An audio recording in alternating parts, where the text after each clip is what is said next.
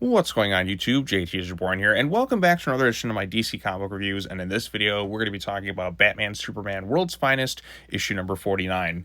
And the creative team behind this issue was pretty much anybody with the name Mark. This one's written by Mark Waid, Mark Russell, and Marcus Toe as the artist. I think it's Marcus Toe, Marcus Two. Maybe I don't know. I'm just going based off what it says there. But yeah, a lot of marks on this issue, a lot of marks, and I'm not talking pro wrestling marks, just people with the name Marks. All right, I've wasted enough time with that, but basically this seems to be the end of this storyline. I guess it was just a quick two-parter of Batman and Superman transported to Earth 3A, which is a parallel Earth where the roles of heroes and villains are flipped, unless of course you're Catwoman, where you're kind of still that bit of a tweener, so kind of just stays the same, maybe a little bit more good. But basically we kind of find out how they ended up there, because the end of the previous issue, where it was basically no Batman and Superman, and it was the crime syndicate, Ultraman and Owlman. They were chained up, and this tells us how they got there. Basically, they got into a fight with Brainiac, got pushed through like another wormhole of reality, and ended up in this parallel Earth. So this is them. They're trapped. They're trying to escape. Riddler comes in there. He's kind of distorted a little bit. He's got like one giant arm and one other arm that's not so much. Maybe that's his gooning hand. I don't know.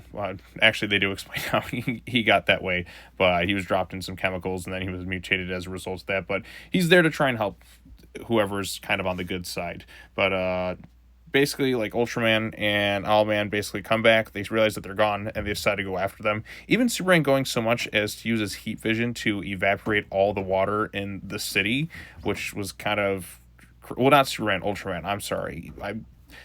Multiverse stuff, I get mixed up. Basically, they're trying to go after them. They work with the heroes, who are like the inversion of that.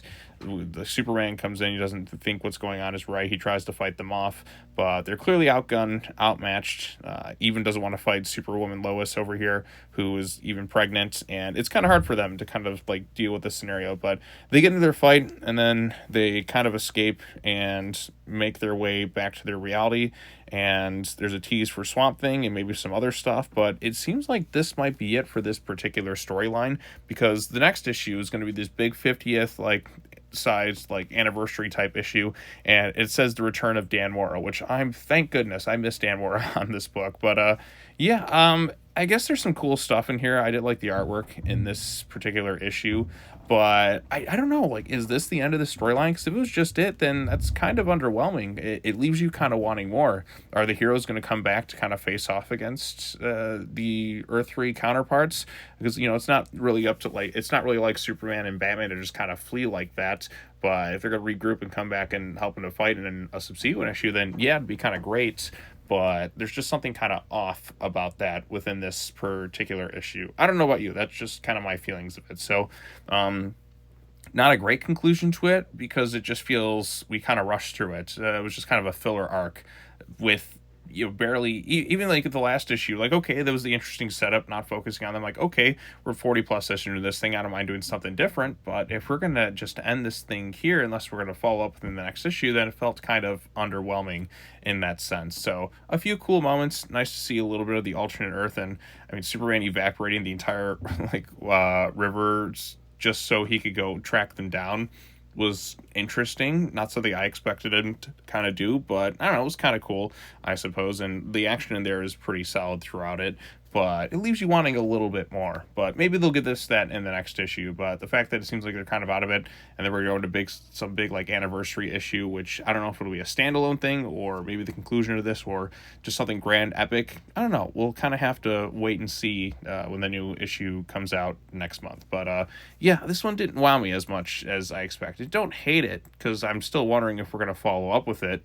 But it definitely leaves you wanting a little bit more by the end of it, because they're already out of the other Earth, unless it's going to be a big epic battle in the next issue. So I don't know, but hard to believe we're already going to be at 50 issues of World's Finest, and that's not counting the annuals I've covered, so we're technically over 50. See, I never understood the numbering of that. If you have like an annual, why does that not get counted towards the numbering? Like, this is issue 50. Is it really, though? You've had some annuals in there. Does that really like take away from it? So I don't know. That's always something kind of like maybe scratch my head a little bit when it comes to some annuals, but I guess they're treated as sort of separate things, but it's really not. If you count that, they're still part of the same series. I don't know why the numbering's like that. So Why not just call them like annual sized like special issues or something like that, rather than just annual as opposed to like the numbering system? I don't know. That's just, something I've been thinking about for a little while, but I don't know. It's just me. But anyways, what did you all think of this issue? Were you kind of underwhelmed with it? Do you think World's Finest really just needs like a kick of adrenaline?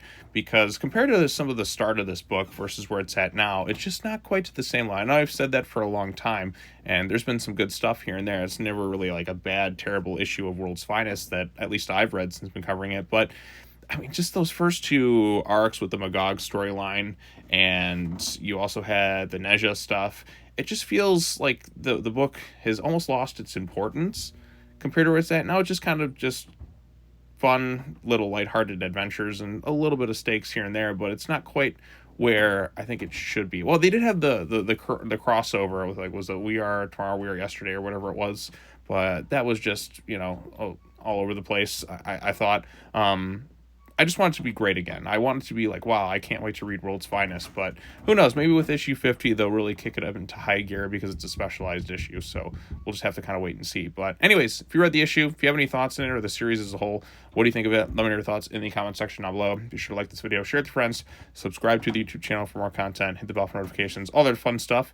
And if you want to check out my videos on every issue of World's Finest, you can find them on my channel somewhere. So I have covered every issue of this thing. So yeah, I've been talking this book for a long time now. So, yeah. All right, well, that's all I have to say. As always, take care now. Bye-bye then, and I will see you all in the next video. Peace out.